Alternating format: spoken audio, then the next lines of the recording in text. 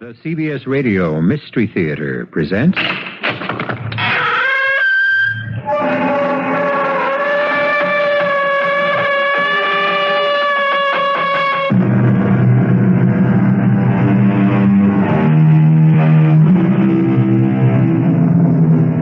Come in. Welcome. I'm E.G. Marshall. The poets claim it's love that makes the world go round. That's a beautiful conceit, and we should let them enjoy it. However, practical people know better. Sensible people know what really makes the world go round, and that's money. Yes, money. With money, you not only make the world go round, but you can make it go fast or slow, or even bring it to a full, complete, and shuddering stop. Oliver, darling. Good morning, Miss Wilson. Miss Wilson? Is something wrong, Colonel Colfax? You have a certain look on your face. Have I? What kind of look? The look of a man who's about to announce he wants to break his engagement. Is that why you're here? No, that is not why. I have come to... Yes? I have come to place you under arrest. Arrest? Miss Mariah Wilson, you are charged with spying against the government of the Confederate States of America. And it is my duty to conduct you to a place of court-martial.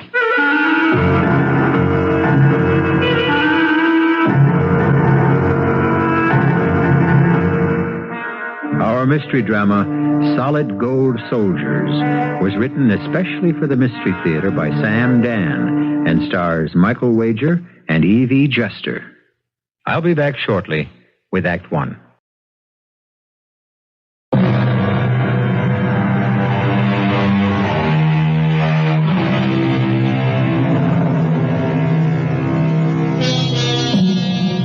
No war in our history has the power to fire the imagination as does the Civil War, or, if you will, the war between the states. Obviously, that's because it was our very own war. It belonged to us and to nobody else. Professional and amateur historians keep fighting and refighting it constantly. If Grant had done this, or if Lee had done that, or if Longstreet or Jackson or Hood had only done something else, we're obsessed with the battles, the great bloody battles, Donelson, Vicksburg, Gettysburg, the Wilderness. But there were greater, more important, more decisive battles than these. Battles in which not one drop of blood was shed. Battles which did not occur on the open field. We're in Charleston, South Carolina. It is the beginning of the year 1863. Mr. Burton, please be seated. Thank you. Devilish weather out there, Colonel Colfax. In here, too. I admit, sir, it is a bit warm. Warm, you say? I have no fear of the fires of Hades after sampling the heat of your fair city, sir. It does take getting used to. Sir, have you examined the list? Yes, indeed. Each and every item. You must admit it would be quite a windfall for the merchants and manufacturers you represent in Great Britain. Windfall? Bless my soul, sir. How can you call it a windfall? Look at the prices we offer you for the necessities of life and the sinews of war. Which brings us to the matter of payment. I thought we had agreed we are pledging our cotton. Cotton, yes, a most precious and valuable commodity. Several million bales of cotton would be a godsend to the mills of England. There is, however, one small difficulty. Difficulty? Oh, come, Colonel Colfax. You know as well as I do the nature of the difficulty. You also pledged us last year's cotton. And it's yours. It belongs to you.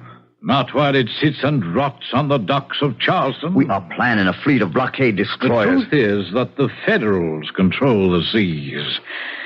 Now, I have been instructed by my principals to insist on direct payment. Very well. We shall pay you in cash. But I hope you understand, Colonel, by cash we do not mean paper. Sir, do you impugn the honor of the Confederate States of America? Well, I'm only saying, Colonel, with no offense, that anyone can set up a press and print money. I consider that an insult. Spare me your melodrama. We cannot accept your paper money. Which is another way of saying you have no faith in our government. Faith is too fragile to stand alone. It usually requires a pedestal. And one made of gold is always best. But we are winning. We won the battles at Bull Run, Chancellorsville, Fredericksburg. Unfortunately, you have not won any lately.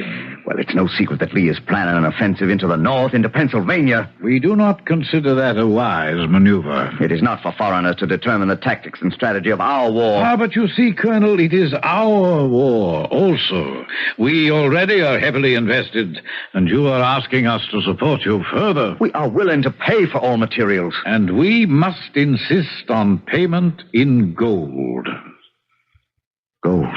As a down payment, as a token of good faith, $1 million in gold. But those, sir, are our terms. I am not empowered to approve of payment in gold. Well, I understand. I will have to take up the matter with the president himself. Well, naturally. I have at my disposal a steam-powered blockade runner, easily the fastest ship afloat. We can load her with the gold at night, steal out of the harbor, and be in London 12 days from now. Your merchandise can be delivered here some 20 days later. In 1 month, sir, you will have arms, ammunition, equipment, and supplies for an entire army corps. I see. Very well, Mr. Burton. I shall convey these rather harsh conditions to the president. Harsh conditions. Well, son, business is business. Not among gentlemen. Colonel, war just is not a gentleman's business.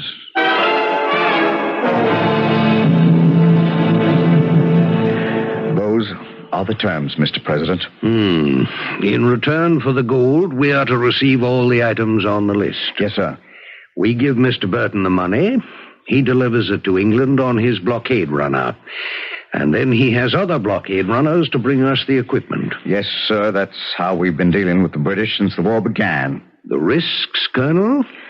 A ship carrying the gold can be intercepted or sunk by a federal man of war. Yes. And even if the gold is delivered to England, the ships carrying the cargo to us may be unable to run the blockade. In other words, the ordinary risks, Colonel. Yes, Mr. President. And what is your feeling in this matter? If we have the gold, I say let's do it. Why? Do we have a choice? The Federals have 10 factories to our 1. Sooner or later, we must be overwhelmed by their superior equipment. We must win the war now or lose it forever. But we are winning, aren't we, Colonel? No, sir. We mauled the Federals here in the east, but they have already driven us from the west. Is that how you see it? Our only hope is General Lee's planned invasion of Pennsylvania. As it stands now, it will fail. Why, Colonel? He hasn't enough men. But they're picked troops, the best soldiers in the world, experienced veterans. Their morale is splendid. Yes, they're straining at the leash and they'll make short work of the Yankees. I've heard all that kind of talk, sir. But Lee will have to suffer terrible casualties. We need another 20,000 men. Yes, you're right. Of course you're right, Colonel. At the crucial point, success will depend on a fresh, well-equipped reserve. Without it, Lee is lost. $1 million in gold can buy us that reserve army corps. And they will turn the tide of the war. But do we have $1 million in gold? We'll raise it. We'll raise it somehow. Tell Mr. Burton we agree to his terms.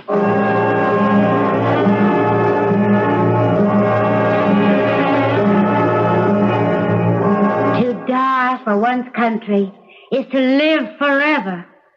To fall in the fight is to stand with the brave. Bold sons of the South, we'll forget you never. How holy the earth that will serve as your grave. Now, ladies and gentlemen, your attention, please. Your attention, please. Thank you. Thank you. Miss Mariah Wilson, surely the foremost actress on the stage today. Thank you for your inspired recitation. Ladies and gentlemen, thank you for attending the Gold Ball this evening. These gala celebrations are being held all over the South to raise gold to buy the necessary supplies for our brave boys in the field. So give generously of your gold coins, your gold rings. In short, if it is gold, give it. Thank you.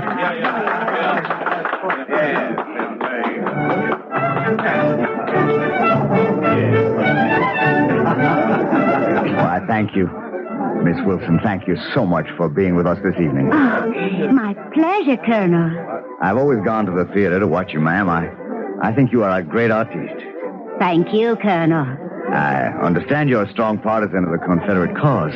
As an actress, I am partial to romance. And there simply is no romance in the North. It's so cold and so businesslike. Is it true what everyone says? That General Lee is actually going to invade the North? I shouldn't have asked that. I'm sure it's a military secret. Well, it's hardly a secret, Miss Wilson. Well, good evening, Colonel. Ah, Mr. Burton. A most successful affair, sir. Miss Wilson, may I present Mr. Alexander Burton? Ah, your servant, ma'am. How do you do? I have heard so much about you, Miss Wilson. In a very real sense, it might be said that this gala is being held for Mr. Burton. Indeed. Yes, Mr. Burton is the agent for the English Combine that will furnish us with the necessary supplies and equipment. Oh, well, then he deserves some very special treatment. It can be said that with Mr. Burton rests the fate of our country. Oh, now, sir, really. You mustn't make me all that important. Mr. Burton shall conduct the gold to England.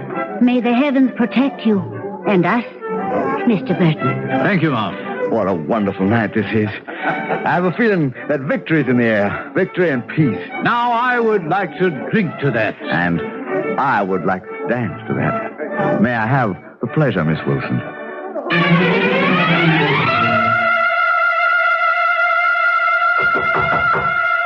Who's there? Well, I say, who's there? Well, if you're a bandit or a burglar, I warn you, I'm armed. Very well, let us find out. Good evening. What? Bless my soul, It's Maria Wilson. May I come in? Oh, yeah, to what do I owe this honor? May I ask you to put down the revolver? Firearms have always made me nervous. I confess they make me somewhat nervous as well. But once again, to what do I owe this honor? I came here because I am curious. Curious? Yes. I should like to know your name. Oh, but you know my name. Or perhaps you've forgotten. I'm Alexander Burton. No, sir. That's the discrepancy. You are not Alexander Burton, agent for the Great Britain Commercial and Manufacturing Group. Now, my dear young lady, how can you possibly say that? Well, I have two reasons. First, you're not an Englishman. Oh, your accent sounds authentic, but it's a stage accent and not the genuine article. Second, I know Alexander Burton. I met him when I played in London some years ago. Well. Yes, Mr. Burton. And, what else do you have to say to me, Miss Wilson? I don't know what your endeavor is exactly, but I am announcing to you the fact that you now have a partner. A partner? Yes, a partner. A silent partner. A silent partner. And also a dead partner. You're a very rash young woman, Miss Wilson. And I'm afraid it must cost you your life.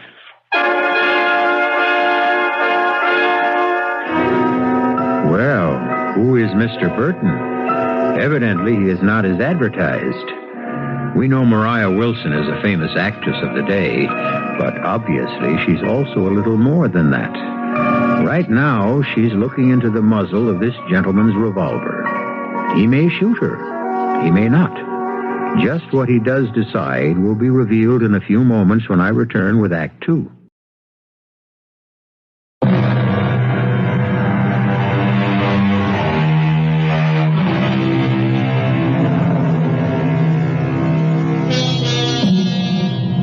In time of war, all other things being equal, a rich army will usually beat a poor army. An army travels on its stomach, which means it needs food.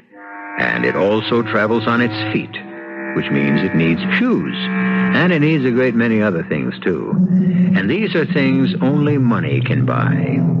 The Confederate States is raising what was, for those days, a huge sum of gold. But where is it going? Now, Mr. Burton. You see, I still call you Mr. Burton. You know you can't kill me. Why not? Before I came here, I made my plans known to a friend. And if anything should occur, that friend will notify the proper authorities. You're bluffing. Call it. Pull the trigger. Well, bless us all, you are a spunky young woman. and now, Mr. Burton, how did you achieve your present position? Oh, that. Well, it was a succession of events. I happened to be in Liverpool on business. What sort of business? Oh, whatever sort of business might come up. I see. And, well, it was late at night, and I was returning to my lodgings when I saw a well-dressed man walking up the street. Suddenly, two mean-looking fellows jumped on him and started to beat him. They were thieves, of course, who were after his money. Well, each to his own trade, I always say. I had no mind to interfere. But they happened to see me and became frightened, and they just ran away. Oh. Steady, sir. Now, just lie easy. Steady. I'll call for help, and I'll get you... My head. Yes, they did strike you a nasty blow or two. I must get back to the ship. No. Don't try to get up, sir. Worst thing for a blow on the old noggin. Just rest. My name is Burton. Alexander Burton. Oh, yes, sir. I've heard of you. You're sailing for America. Read all about you in the newspapers. Everything is spinning about. I'm dying. Now, sir, I live just a few doors up the street. You can lie down, and I can go for a doctor. No, get me to the ship. It sails. Get me to... Well, he was in no condition to go anywhere. So I got him into my room somehow and stretched him out on the couch. I thought there'd be a gift in it for me, you know. But he wouldn't let me leave him.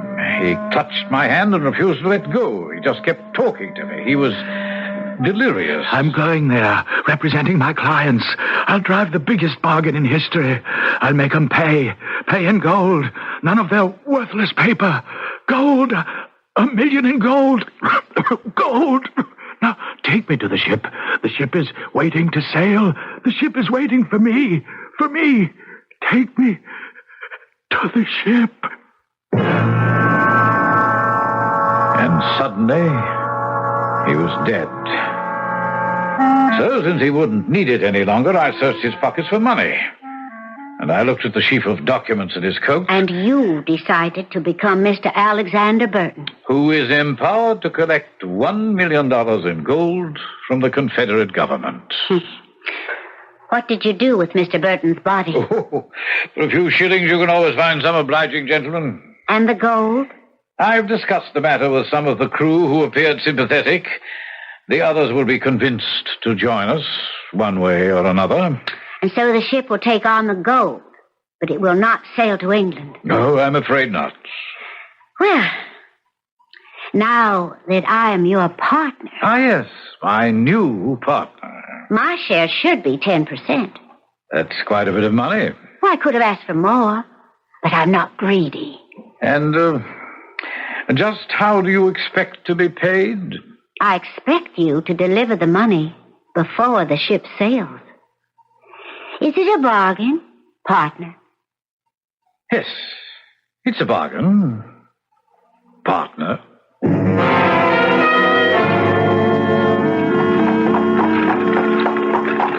Miss Wilson, I haven't really had a chance to thank you for your efforts last night. Come now, Colonel. I did very little. That's not true. Your very presence cast a golden glow over the evening. Why, Colonel, how poetic. Do you actually write poetry? I believe every man speaks poetry when he's properly inspired, and I have found my inspiration. Really? Miss Wilson, may I call you Mariah? Please. Mariah, I have never been very good with words. I think you're doing very well. Thank you, ma'am, but action is more my style, and Well, Miss Wilson, Mariah, there is something I must tell you. For the first time in my life, I have met a woman to whom I would offer my heart and my hand. Colonel. You can't call a man Colonel after he says something like that. I don't even know your first name. It's Oliver. Oliver. Yes, I could give you my heart and my life. But here now, they are not mine to offer. They belong to my country. I understand, Oliver. But may I dare to hope that one day when this terrible war will be over. Yes, Colonel. Oliver, when this terrible war will finally be over.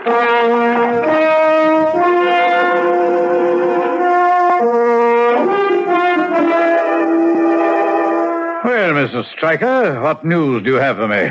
Well, all in all, the news is pretty good. What is it? Well, as you yourself should remember, you says to me, Stryker, I want you to watch that Miss Wilson woman night and day. Keep an eye on the house and follow wherever she goes. Remember? Yes, I remember. Well, just this morning, she walks out of the house, strolls down the street. I follows her, very cautious, and she turns down a deserted lane. And making sure she ain't observed, she quickly places her letter inside the trunk of an old oak tree. Hello, what's this, I ask myself. And after she leaves, I just sticks me hand in, and here it is. I thank you, Mr. Stryker. What's it say? You mean you weren't curious enough to read it? I'd need more than curiosity. I'd need to know how to read. Beautiful handwriting this lady has. Alert, blockading squadron, runner preparing to sail soon with gold shipment. Well. So think of what we have just learned about the fair Miss Maria Wilson. Should we get rid of Miss Wilson? I could do it with no trouble at all. No, Stryker. There's always the correct way to do these things.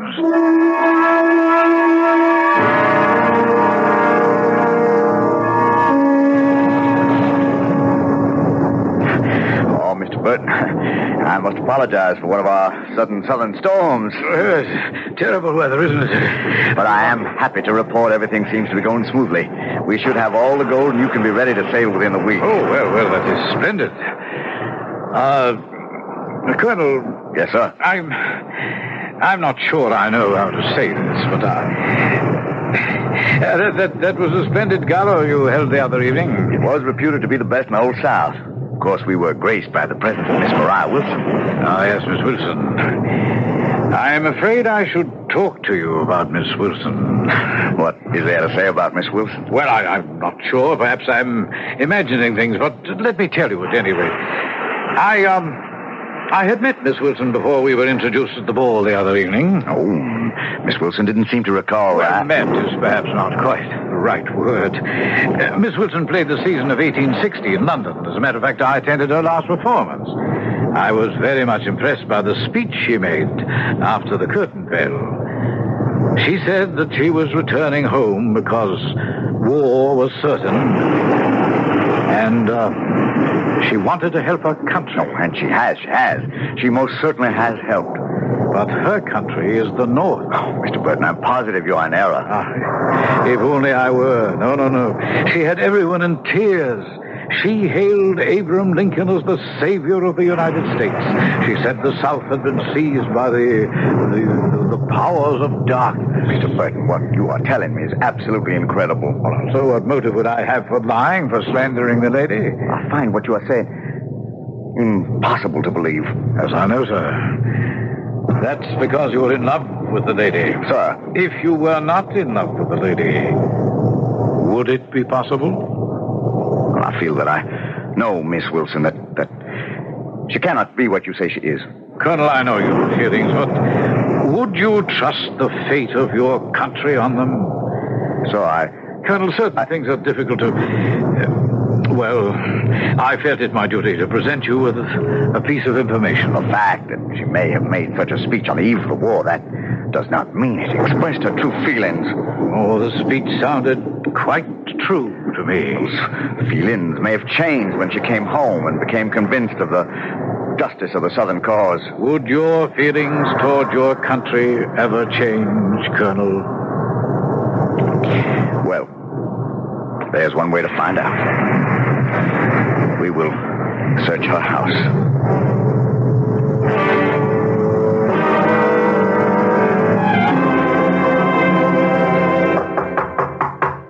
Just a moment. Oliver, what a wonderful surprise. Come in.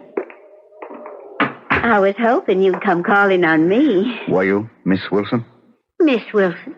Why, is something wrong, Colonel? Mariah, confess.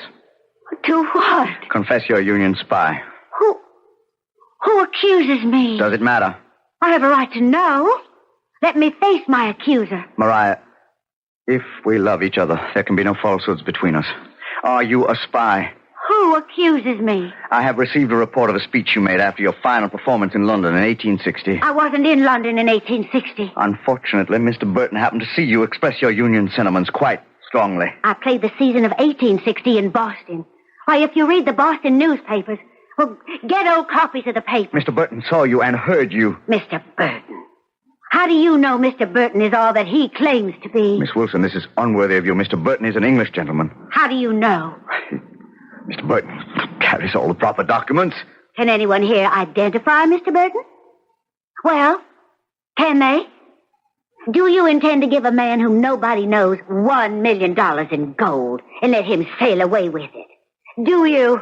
Confess, Mariah, please. And I shall find a way to spare your life. If I can, Well, please, Mariah, do not make it more difficult for me. Why do you insist I am a spy? This letter. It's in your handwritten script. Where did you find that? We searched your house. Oh. Alert blockading squadron.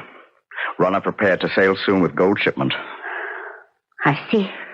And you are a spy. It was the best way I could serve my country. I understand. And now? Now I am forced to place you under arrest. Well, may I ask a favor, Colonel? Of course. May I be permitted to change my costume for the occasion? I should wear black. Oh, very well, Miss Wilson. Thank you. I shall not keep you waiting. Miss Wilson! Miss Wilson! Miss Wilson! Miss Wilson! Gone. How could you let her get away, Lieutenant? But she didn't get away, Colonel. She is gone. Well, my man had all four sides of the house surrounded. All the windows were under observation, and the back door, she didn't come out of the house. You mean no one came out of that house? Well, that's right, sir. No one. No one at all. Well, no one except... Yes, who? An old slave woman. No one except an old slave woman. Where did she go? Where did she go? Yes, where did she go? Quickly, where did she go? I didn't notice, Colonel. Think! Well, I'll try, but who notices an old slave woman? Of course, you and I know very well that the old slave lady is none other than Mariah Wilson. Well, she is now deep in the heart of the enemy country, and surely a hue and cry will be raised against her. However, she does have one thing in her favor. She's an actress. She can assume various roles. She has other parts to play when I return shortly with Act 3.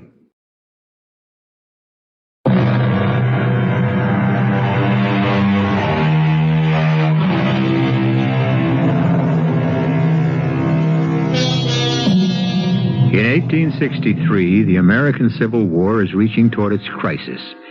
The decisive battle will be fought at Gettysburg. As one famous Confederate general put it, battles are won by those who get thar fustest with the mostest. What the South must do is get the necessary tools of war from abroad, and this costs money. And money is scarce and precious. And this is what our story has been all about. Money. Which is what most stories are really all about, no?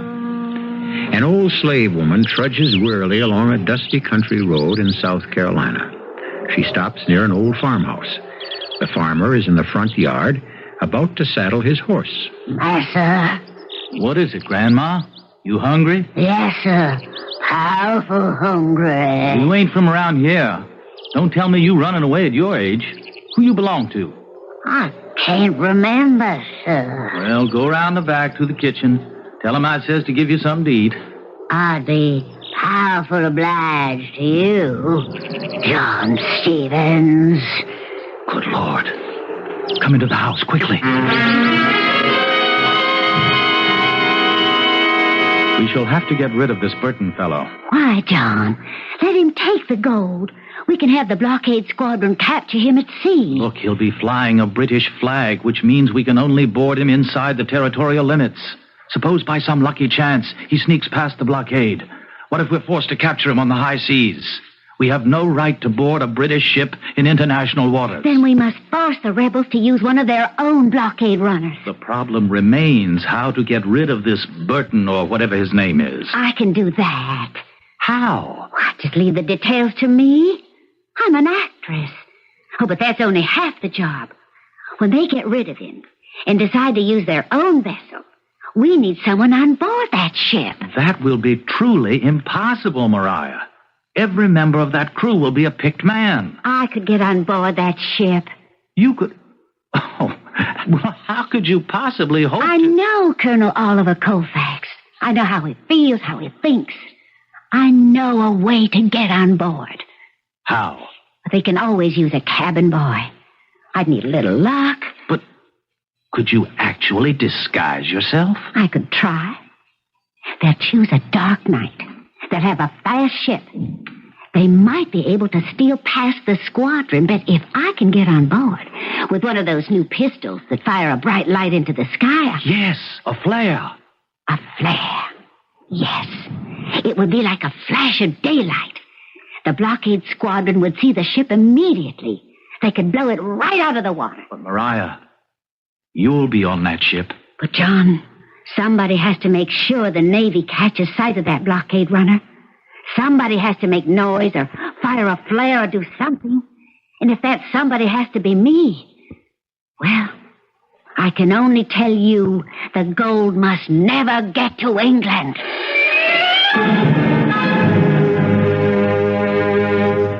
Well, Colonel, tonight is the great event, eh? Yes, and it looks like favorable time, too. There'll probably be a heavy mist, judging from the weather now. Oh, yes, sir, I'm sure of the success of our enterprise. Shall you be my guest for luncheon, sir? I know of a splendid place to dine just down the street. Oh, my pleasure, Colonel. Shall we? You know, I'm quite impressed with your country, Colonel. We shall be a great nation one day. We may be poor in material things, but we are rich in spirit. Which is what really matters. Henry, it's you! Henry I Atkins! beg your pardon. They said you're going to America, and I'll come looking for you. Mom, I'm afraid you're quite mistaken. Mistaken? Wouldn't I know my own husband?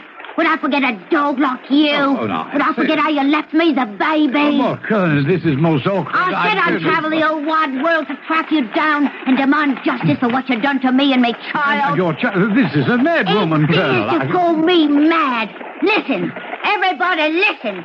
This beast here, he leaves a woman and an infant child in London, England, to starve to death. Now, calm yourself, madam. I'm Colonel Colfax. I promise you justice to you will be done. You say your name is Elizabeth Atkins, and you met Mr. Burton. He ain't Mr. Burton. He's Mr. Atkins, Henry Atkins. You're sure? I know me own husband, don't I? You have proof? What proof would I have? Except me own word. He met me and married me in the spring of 57.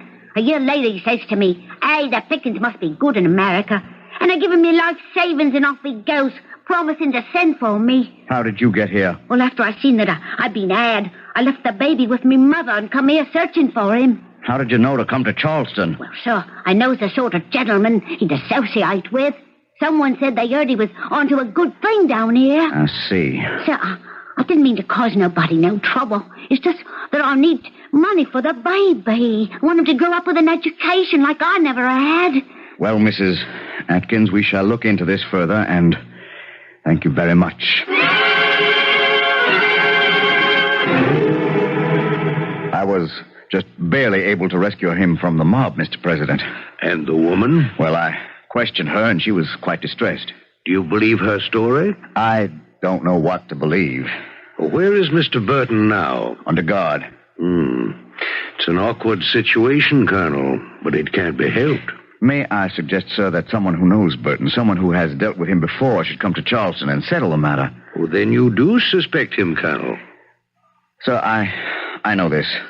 The last reserves, the last resources of our country are being entrusted to a gentleman who may or may not be who he says he is. Well, his documents, his instructions all seem to be in perfect order. His documents may have been stolen from the real Mr. Burton. If so, the real Mr. Burton is probably dead. Ah, Breckenridge. Breckenridge has dealt with the real Mr. Burton in London. Oh, but, sir, Mr. Breckenridge is in Richmond. Well, I know. And we stand to lose valuable time. We must have the equipment within the month if it's to do General Lee any good. Mr. President, may I suggest that we ship the gold to England in one of our own vessels? We run the risk it could be captured on the high seas. We also take the risk that a British blockade runner could be boarded before it leaves the territorial waters. Yes. But once in international waters, the British flag protects her. However, the crew of most of these vessels are basically privateers, which is a polite name for pirates. Oh, they'll know they have gold aboard. It could be too tempting. Then why entrust this valuable cargo to strangers in any event? We must use one of our own craft.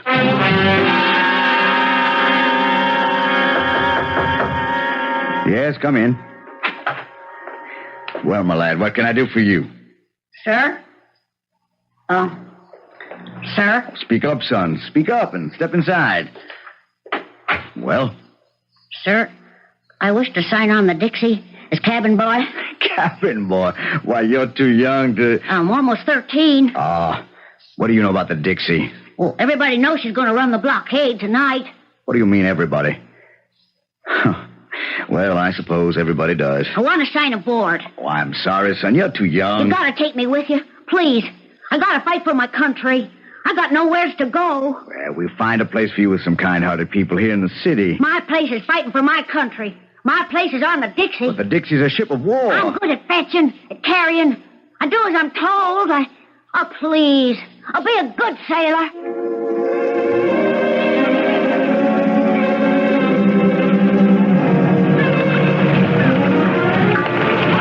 Move aboard quickly and quietly, men. We just have time to make the tide. This fog is a blessing, Colonel. Yes, Lieutenant. And now I feel certain we shall succeed. Colonel, I brought you a cup of coffee. Thank you, son. Better get on board quickly. Yes, sir. They won't expect us to put out to sea in this mist. Or if they do, it won't matter. Once we're underway, I don't think they have anything that can catch us. Last man's reported aboard, Colonel. We're ready to make way. Very good, Lieutenant. Gather the crew up forward.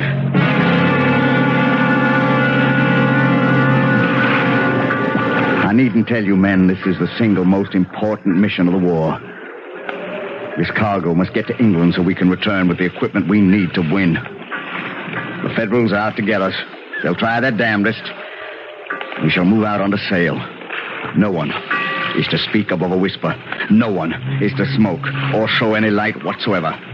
Cook, the fire must be out in the galley. No smoking. Sailing master, take over the ship.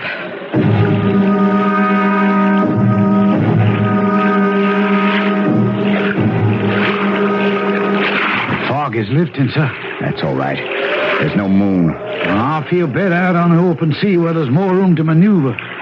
Tell the sailing master to change over to steam power as soon as he thinks it's safe. We need the speed. Yes, sir. Good evening, Colonel. Well, son, what are you doing up here? Cook sent me upstairs to find out what you want for your dinner. My compliments to the cook. Word from the lookout up forward, sir. He thinks he sees a ship off in the distance. It could be a Union steam frigate. They could blow us out of the water. Pass the word. All about the ship. Quiet.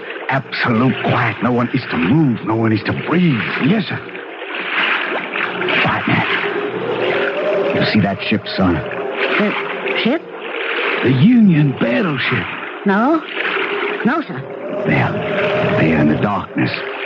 Dead ahead.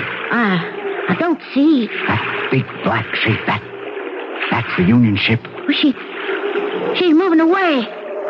Yeah, that's right. She don't see us. What luck. What enchanted luck. She just happens not to see us. She's moving off. And in a minute, we'll be lost to sight. How can she not see us? Mad at sea, it's hard. Just one more minute. Give us one more minute, and we'll be lost in the darkness. One more minute. Oh, she's starting to disappear. Just a half a minute more. No! What are you doing? The rebel boat is here! After that boy, after him! Don't let him fire that pistol! Don't! Where's that boy? Why, he jumped overboard, sir. The Yankee ship has seen us. He's fired. Let's make a run for it!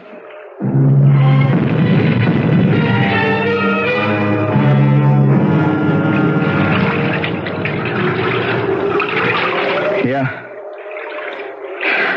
Let me give you a hand, sailor. Thank you, kind sir. It's you. Yes, me. Do you still want me to share your raft, Colonel? I ought to. Yes? Oh, come on before you drown. Well, the ship has gone under. With the gold. I'm sorry for you. But for me, I'm glad. You were the old slave lady. Yes. And Mrs. Atkins. Yes. And the cabin boy. Yes. What am I going to do with you? Well, depends on who picks us up. One of my boats, and you're my prisoner. One of your boats, and I'm your prisoner. Miss Wilson. Mariah, I am afraid that whichever boat picks us, I am your prisoner anyway. Colonel, I only want to say that I am your prisoner, too.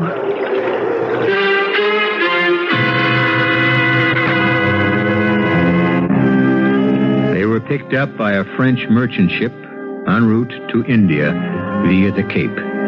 The captain was happy to marry them, and by the time they could return to America, the war was over.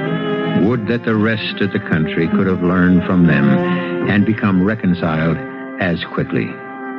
All you need do is reconcile yourself to a short wait, and then I shall return.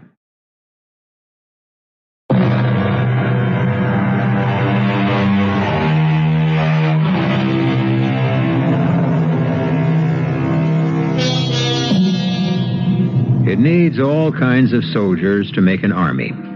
Infantry, artillery, armor, and air. But the soldiers who are needed to support them all are the soldiers who neither fight nor die. The soldiers who never grow old or tired, weary or hungry.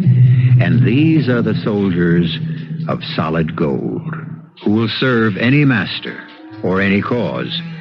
And in the end, these are the soldiers who win. Our cast included Michael Wager, Evie Juster, Ian Martin, Court Benson, and William Redfield. The entire production was under the direction of Himan Brown. And now, a preview of our next tale. Well, sir, I brought my weapon to bear.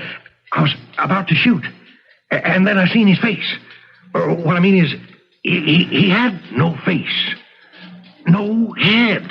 No head. No, General. He was dressed in the uniform of a Hessian mercenary soldier. And it was all complete, save he didn't have his hand. Since he had disobeyed your order to halt, why didn't you fire? Well, sir, if any other officer asked me that, I answer my flint was wet, or the primer flashed in the pan, or that I shot and missed. But you know what my answer is to you, General? You were scared out of your wits. Yes, sir. And I would have been scared, too. All right, Sergeant, that's all. General Washington, I did see him. The four men with me, they seen him, too. He was a headless Hessian. This is E.G. Marshall inviting you to return to our Mystery Theater for another adventure in the macabre. Until next time, pleasant dreams.